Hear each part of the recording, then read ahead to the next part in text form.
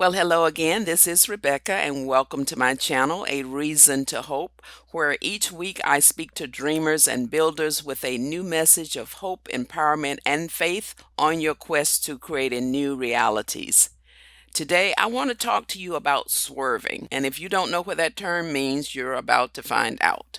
A couple of years ago, when Michelle Obama's book entitled Becoming was published, I was very excited because I'm a huge fan of the Obamas, both the former president and the first lady. I love audiobooks, and with the type of schedule that I have, sitting down and reading a hard copy is just not practical. So I always purchase the audio version. It was a great read, quote unquote, that took me about 2 weeks to finish. I begin each new year with 30 days of fasting and prayer, and that helps me to gain focus and clarity for the new year.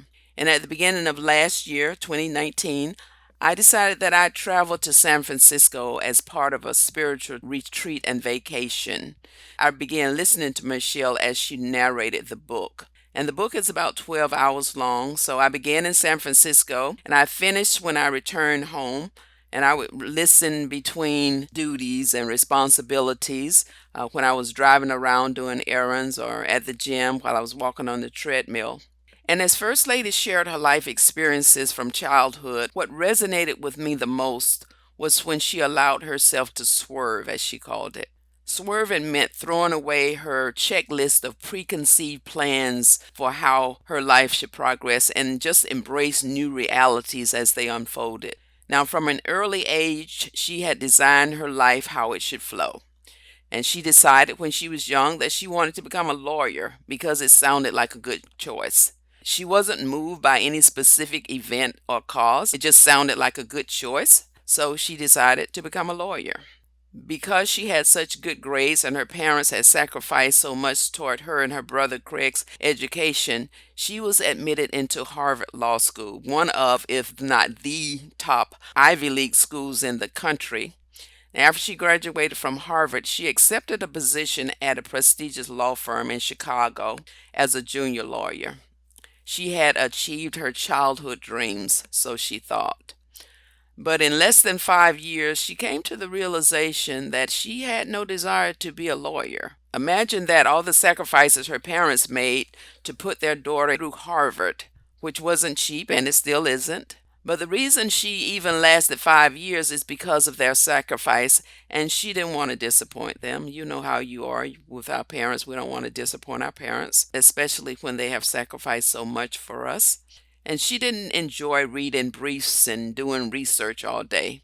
So over time, she came to the realization that working in the nonprofit arena was more meaningful to her.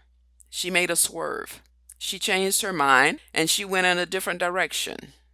Now, her story resonated with me because I made a swerve 12 years ago. I took the leap from a six-figure corporate job to starting my own coaching practice. Now, by most people's standard, I was a successful career woman, but I have to admit I was miserable.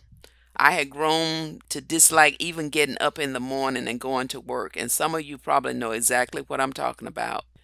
Now, I had a bachelor's degree in business administration and a master's degree in accounting and taxation. Those credentials served me well for a season, but I had reached a point at which my passion was calling me in a clearly, entirely different direction. I quit my corporate America job and I obtained my coaching certificate. Now, some of my closest friends tried to discourage me, not because they didn't want me to go on to anything better, but they were just afraid for me because you know how you get in this stay put status quo mode. But I was just tired of the daily grind. I felt like a hamster on a wheel. I just had to get off. This would not be my last swerve, and I have to tell you that I enjoy living life on my own terms. And I've come to understand that it's okay to change your mind. Life is not a straight line, and you should definitely make plans. I'm not saying that you shouldn't, because you don't want to just wander through life, but you want to allow yourself to be open to embracing new ideas and opportunities. Even if you spend a significant amount of time and sacrifice climbing steps to a certain pinnacle, only to realize that the view is not what you expected it to be, it's okay to change your mind. And part of the process of becoming is realizing what you don't want while growing into what you really are and birthing those inner dreams to create the reality that makes your heart sing. And perhaps you're in a place right now where you're going through the motions, but your heart's just not in it. You've invested a lot, so you're hesitant about making a shift. I encourage you to get clear about what it is that you really want. Share your passion with a trusted friend, not because you're seeking their approval, but you need a sounding board, you need a confidant. And finally, take those steps in the direction that gives you the most satisfaction. Life is about becoming. It's not a final destination, but a continuous evolution of growing, changing, and swerving. And my hope is that you will lean into that swerve and create a life that is meaningful, a life that makes a great impact upon the lives of others. So that is what I want to share with you today. And I'm hoping that you will lean into the swerve. And as always, I'm curious to hear what you have to say, what your thoughts are. So please leave your comments in the comments section below. I would love to hear from you. And I look forward to sharing with you again next week. And until then, take care of yourself and stay safe.